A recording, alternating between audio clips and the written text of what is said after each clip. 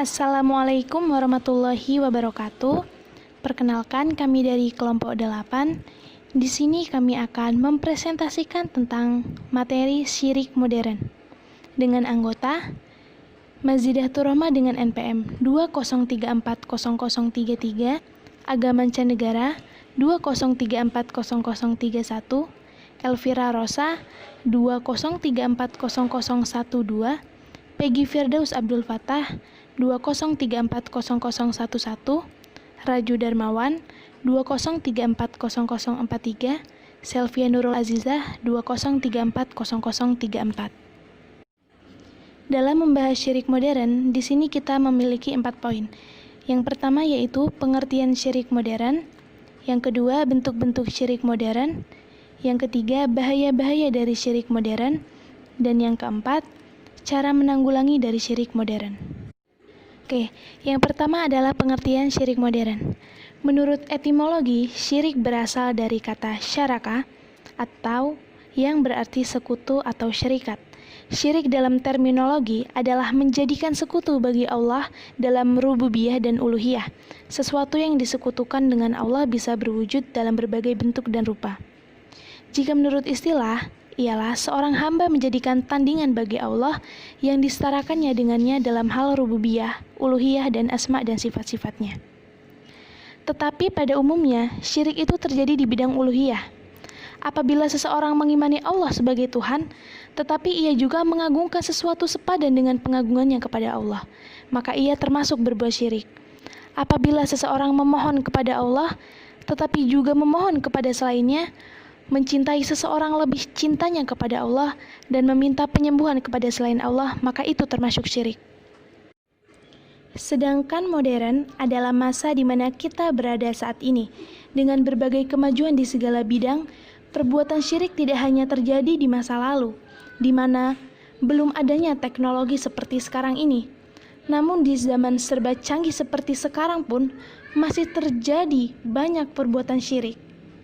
Sebagaimana firman Allah dalam Quran Surat An-Nisa ayat 48 yang berbunyi,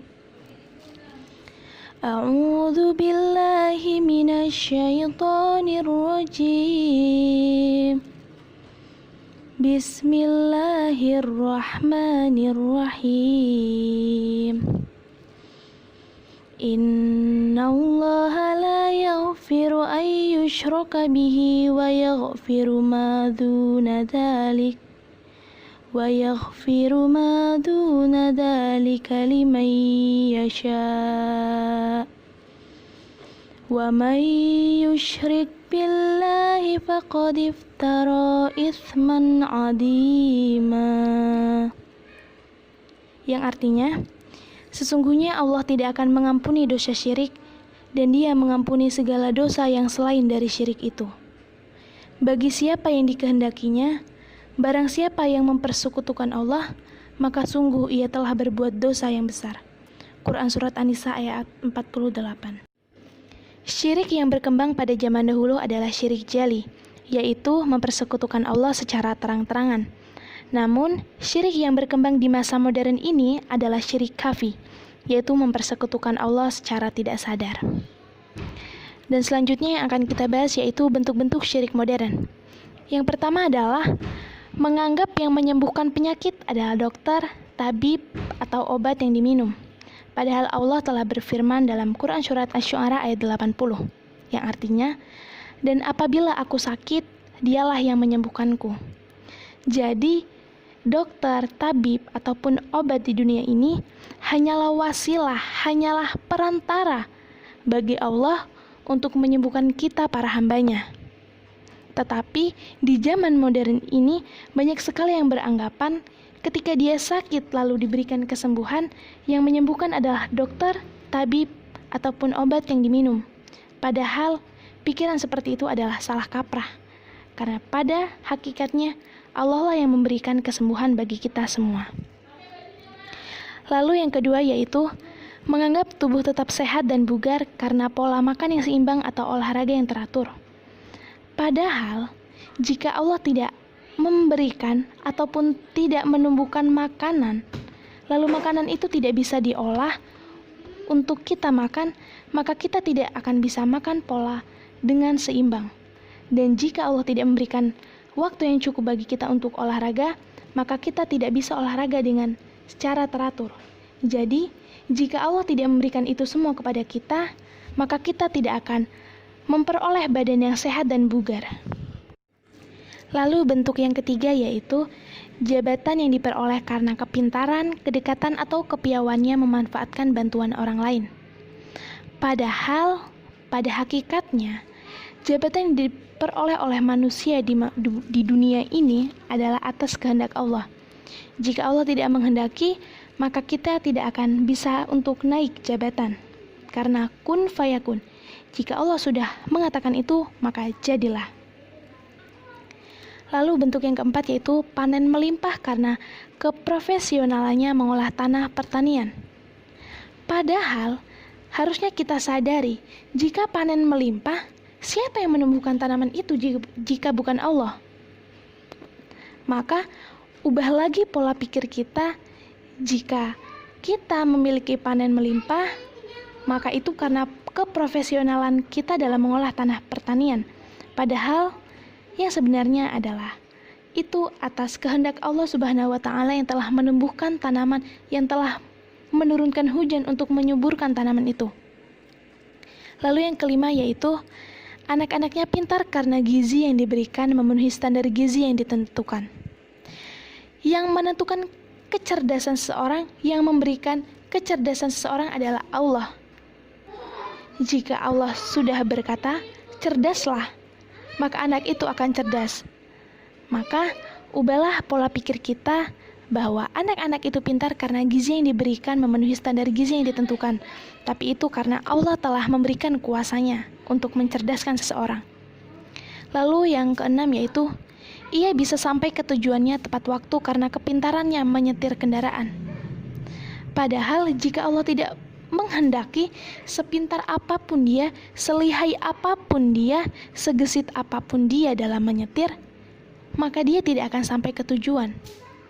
Jadi, segala sesuatunya, jika Allah tidak menghendaki, maka tidak akan terjadi. Lalu yang ketujuh yaitu mempertuhankan undang-undang buatan manusia atau syirik undang-undang dengan mengesampingkan undang-undang Allah. Contoh kecilnya yaitu ketika kita bekerja di sebuah perusahaan di mana dia tidak memberikan waktu istirahat untuk sholat, maka seharusnya di tengah-tengah itu kita harus bisa menyempatkan untuk sholat. Karena dalam undang-undang Allah, dalam Al-Quran kita diwajibkan untuk sholat tanpa menunda. Jika kita mempertuhankan peraturan yang ada di perusahaan itu, maka sama saja kita mengesampingkan undang-undang Allah. Maka, jika kalian bekerja dimanapun kalian berada, tetaplah utamakan undang-undang Allah. Jangan dikesampingkan. Dan masih banyak lagi bentuk lain dari syirik modern. Misalnya, kesyirikan dalam ramalan horoskop atau Feng Shui, yaitu ramalan melalui perbintangan. Maka jangan sekali-kali kita itu percaya akan ramalan tentang jodoh, kematian, ataupun yang lainnya. Karena itu termasuk kesyirikan. Ramalan seperti ini adalah ramalan yang sering digandrungi oleh kaum remaja dan pemuda untuk meramal masa depan. Biasanya tentang karir dan percintaan. Lalu ada juga yaitu perbuatan syirik melalui SMS. Seperti ketik rek spasi jodoh kirim ke bla bla bla. Biasanya jika seperti ini kita akan diberitahu tentang jodoh atau masa depannya. Dan hal seperti ini adalah termasuk syirik. Lalu penayangan film-film horor yang merusak keimanan, di mana dalam film itu mengisahkan tentang para hantu yang menakut-nakuti atau meneror manusia. Bahkan, hantu-hantu itu sampai ingin membunuh. Ini merupakan pembodohan sekaligus menebar kesesatan di tengah-tengah masyarakat. Padahal, orang yang sudah mati tidak mungkin bangkit kembali. Mereka disibukkan dengan urusan besar mereka di alam kubur. Jika kalian menonton film horor hanya untuk melemahkan keimanan, maka saya bilang stop. Berhenti untuk menonton film horor, jika hanya untuk merusak keimanan kalian. Di sini saya akan menjelaskan cara menanggulangi syirik di zaman modern. Ada beberapa cara yang dapat kita lakukan untuk menghindari syirik. Cara yang pertama, kita dapat memperdalam keimanan dan ketakwaan kita terhadap Allah Subhanahu wa Ta'ala dan Rasul-Nya. Karena dengan iman yang kuat dan tertanam di dalam hati kita dapat terhindar dari segala dosa dan segala keburukan-keburukan yang dapat merugikan diri kita. Rasulullah SAW pernah bersabda, barang siapa yang Allah menghendaki padanya kebaikan, maka Allah akan memahamkannya di dalam perkara agama. Hadis riwayat Al-Bukhari dan Muslim.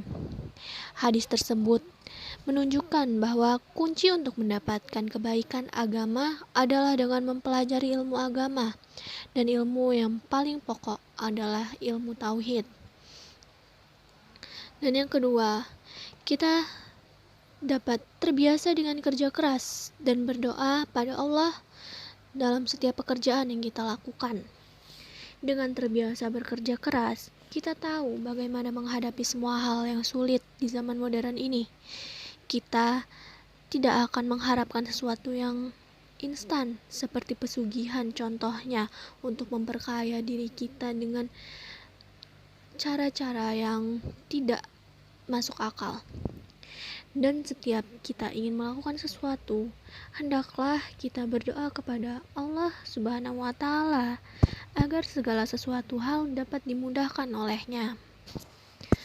Cara yang ketiga, kita harus meyakini bahwa tidak ada kekuatan dan kekuasaan yang lebih besar dibandingkan dengan kekuatan dan kekuasaan Allah Subhanahu wa Ta'ala. Oleh karena itu, kita selalu dianjurkan agar selalu mengucapkan kalimat la haula wala quwata illa billah, yang artinya tiada daya dan kekuatan kecuali dengan pertolongan Allah.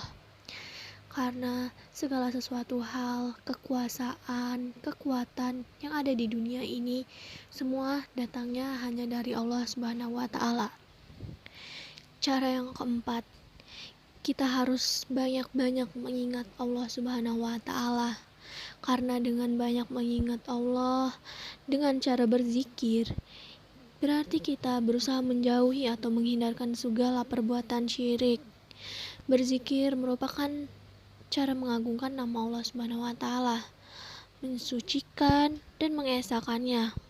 Dengan cara berzikir dapat menghilangkan keraguan akan keesaan Allah Subhanahu wa Ta'ala. Bahkan kita dapat memperkuat keyakinan dan keimanan serta membuat hati kita tenang. Cara yang kelima adalah ikhlas. Ikhlas dalam segala sesuatu. Kita harus ikhlas untuk melakukan amal kebaikan. Segala perbuatan ibadah yang disertai dengan riya itu termasuk hal yang syirik. Agar terhindar dari perbuatan-perbuatan syirik, maka setiap amal ibadah, amal baik hendaknya dilakukan dengan penuh keikhlasan, dengan hanya mengharap keridhaan Allah semata. Perbuatan yang dilakukan dengan penuh keikhlasan pastilah akan mendapat pahala di akhirat. Adapun perbuatan baik yang dilakukan dengan riya, amal perbuatan tersebut hanya akan sia-sia karena tidak bernilai di hadapan Allah Subhanahu wa Ta'ala. Di sini saya akan menjelaskan apa saja bahaya syirik bagi kehidupan manusia. Yang pertama, dapat menghancurkan seluruh amal. Seluruh amal baik kita akan hancur karena kita berbuat syirik. Quran Surat Az-Zumar ayat 65 menjelaskan bahwa sesungguhnya jika engkau berbuat syirik, niscaya hapuslah amalmu dan benar-benar engkau termasuk orang yang rugi. Lalu yang kedua, jika kita meninggal dalam keadaan syirik, maka kita tidak akan diampuni oleh Allah Subhanahu wa Ta'ala. Dalam surat An-Nisa ayat 48, Allah berfirman, sesungguhnya Allah tidak akan mengampuni jika disekutukan, dan Dia akan mengampuni selain itu syirik bagi siapa yang Dia kehendaki. Lalu yang ketiga, pelaku syirik diharamkan masuk surga. Pada Quran Surat Al-Maidah ayat 72, Allah berfirman, sesungguhnya barang siapa menyekutukan Allah, maka pasti Allah mengharamkan jannah baginya, dan tempatnya adalah neraka, dan tidak ada bagi orang-orang zalim itu seorang penolong pun. Lalu yang keempat, karena ia diharamkan masuk surga, maka tempatnya adalah di neraka. Quran Surat Al-Bayyinah ayat 6 menjelaskan bahwa sesungguhnya orang kafir, yakni ahli kitab dan orang-orang musyrik, akan masuk ke neraka jahanam. Mereka kekal di dalamnya. Mereka itu adalah seburuk-buruknya makhluk. Lalu yang kelima, perkara pertama yang diharamkan oleh Allah.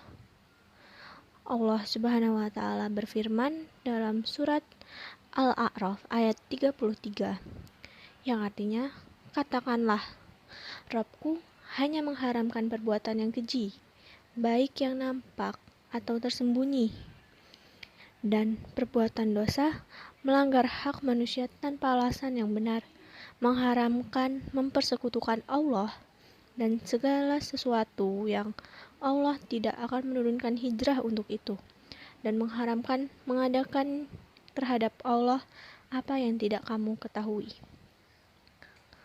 Lalu yang keenam, orang yang syirik akan sulit menerima kebenaran.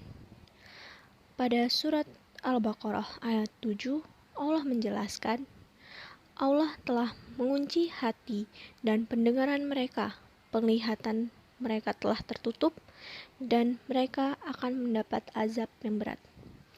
Hati orang-orang syirik tertutup untuk menerima kebenaran yang datang dari Allah dan Rasul-Nya. Menurut Ibnu Jarir, ketertutupan hati orang syirik itu lantaran dari sifat kesombongan dan penentangan terhadap kebenaran yang disampaikan kepadanya. Orang syirik yang mendustakan ayat-ayat Allah diberi peringatan yang sama atau tidak. Lalu yang ketujuh, munculnya perasaan bimbang dan ragu. Dalam firman Allah di dalam Quran Surat Al-Baqarah ayat 10, yang artinya, dalam hati mereka ada penyakit, lalu Allah menambah penyakitnya itu, dan mereka mendapat azab yang pedih karena mereka berdusta. Menurut Ibnu Abbas, penyakit hati orang syirik adalah perasaan yang bimbang dan ragu. Goncangan batin seperti inilah yang menjadikan mereka merasa gelisah hatinya, tidak pernah merasa tenang. Yang kedelapan, hanya akan memperoleh kesenangan sementara. Kesenangan hidup di dunia yang diperoleh oleh orang-orang musyrik sifatnya sementara. Di akhirat kelak akan mendapatkan siksa yang lebih pedih. Meskipun ketika hidup di dunia mereka dalam keadaan miskin dan sengsara, lebih-lebih jika mereka kaya raya, bagi mereka hal itu tetap merupakan keuntungan dan kesenangan karena mereka mengikuti hawa nafsunya. Lalu yang terakhir, amalan dan harta yang dinafkahkan sia-sia. Harta yang dinafkahkan oleh orang-orang musyrik adalah sia-sia, yaitu tidak diberi pahala oleh Allah Subhanahu wa Ta'ala. Apa yang dimilikinya tidak akan dapat digunakan untuk menembus siksa di akhirat kelak. Sebagaimana firman Allah pada Quran Surat Ali Imran ayat 117. Perumpamaan harta yang mereka infakkan di dalam kehidupan di dunia ini ibarat angin yang mengandung hawa sangat dingin yang menimpa tanaman milik suatu kaum yang menzalimi diri sendiri. Lalu angin itu merusaknya. Allah tidak akan menzalimi mereka, tapi mereka yang menzalimi diri sendiri. Baiklah, itu saja yang dapat kami sampaikan dulu.